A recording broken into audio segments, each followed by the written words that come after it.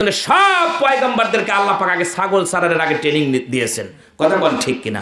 যেমন ধরেন মুসা কালিমুল্লাহ, তিনি একবার এক দাফাল ছাগল নিয়ে মাঠের ভেতরে চলে গেছে। যখন চলে গেছে, মুসা পয়গম্বর ছিলেন উঁচা লম্বা মানুষ, দেখতে ছিলেন যে জামানার যে পয়গম্বর আসতো তিনি ছিলেন সবচেয়ে সুন্দর। বলেন আল্লাহু আকবার। মুসা পয়গম্বর ছিলেন উঁচা লম্বা মানুষ, মুখের দাড়িগুলো ছিল কালো কিসকিসে, ঠোঁটগুলা ছিল গোলাপের পাপড়ির মতন।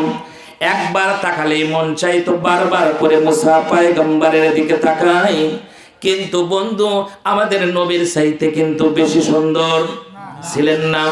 আমার ভাইরা, এই মুসা পয়গম্বরের কাছ থেকে একটা ছাগল আলাদা হয়ে এমন দৌড় দিয়েছে রে বন্ধু, দেওয়ার কারণে ছাগলের পেছনে পেছনে মুসা পয়গম্বর দৌড়াই আর ডেকে ডেকে বলে, ছাগল রে একটু দেরি করে, একটু রেস্ট কর।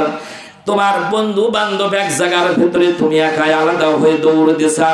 বলার সঙ্গে সঙ্গে ছাগল দৌড়াই, মুসা পয়গম্বর দৌড়াই। দৌড়ানোর কারণে মুসা পয়গম্বরের পা দুটা পেটে পেটে রক্তগুলা জমিনের ভেতরে পড়ে। মুসা পয়গম্বর সেই দিন ভাইয়ের আমার এতই রাগ করেছিলাম, বুখারী শরীফের ভেতরে লেখে, তাফসিরে জালালাইন শরীফের ভেতরে লেখে, মুসা পয়গম্বর ছিলেন অত্যন্ত রাগের পয়গম্বর। তার যখন রাগ উঠত, হাতের ভেতর থেকে লাঠি আর মাথার থেকে টুপি আর পাগড়ি দূরে নিক্ষেপ করে দিয়ে বলতো, আল্লাহ তোমার কালিমুল্লাহ চাকরি করার আমার দরকার নাই।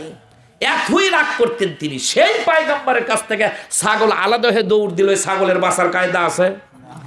আবার ভাইরা, অনেক দূর যাওয়ার পরে ছাগলটা একটা পাহাড়ের পাদদেশে তিনি যে শুয়ে পড়েছেন।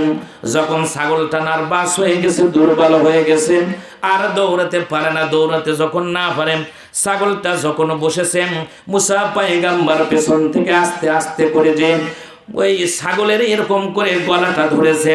মন চাইছিলাম ছাগলের গলাটা ধরে পাহাড়ের সাথে একটা আছাড় দিয়ে দুনিয়ার থেকে বিদায় করে দেই, কিন্তু না না, ছাগলের দিকে তাকায়া দেখে মুসা পয়গম্বর আমার তো দুটা পা পেটে পেটে রক্তগুলো জমিনের ভেতরে পড়ছে, আর ছাগলের দিকে তাকায়া দেখে ছাগলেরও চারটা পা পেটে পেটে রক্তগুলা জমিনের ভেতরে পড়তেছে।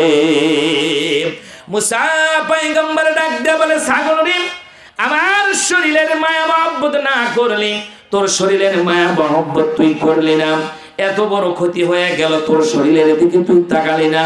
যারে ছাগল জাম, এত বড় অপরাধটুকু আমি মুসা পয়গম্বর, আমার শরীরের ভিতরে প্রচন্ড রাগ, আমার মন চাইছিল তোকে পাহাড়ের সাথে আছাড় দিয়ে দুনিয়ার থেকে বিদায় করে দিব।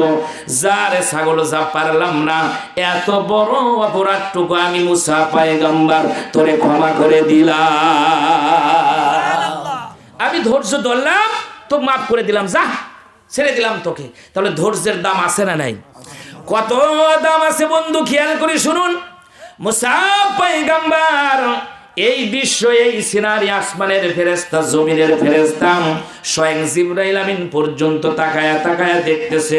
দুনিয়ার ফেরেশতারা জিবরাইল আমিনকে ডাক দিয়া বলেন, আসমানের ফেরেশতা, জমিনের ফেরেশতা সবগুলো একত্রিত হয়ে ডাক দিয়া বলে, জিবরাইল তোমার সাথে আল্লাহ পাকের সম্পর্ক ভালো, তুমি আল্লাহর কাছে একটু বলে দাও না, আল্লাহ পাক যে মুসা পয়গম্বরের শরীরের ভেতরে আজকে যে ধৈর্যের পরিচয়টা মুসা পয়গম্বর দিল, মুসা পয়গম্বরের বয়স 39-এর আপ হয়ে গেছে, এখনো 40 বছর বয়স হয় নাই।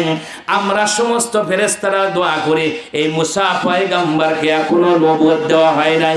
আমরা সব ফেরেশতা দোয়া করি, আল্লাহ পাককে তুমি বলে দিও, এই যে ধৈর্যের পরিচয় যে দিয়েছেন, এই ধৈর্য ধরার কারণে মুসা পয়গম্বরকে যেন আল্লাহ পাক নবুয়ত দিয়ে দেয়।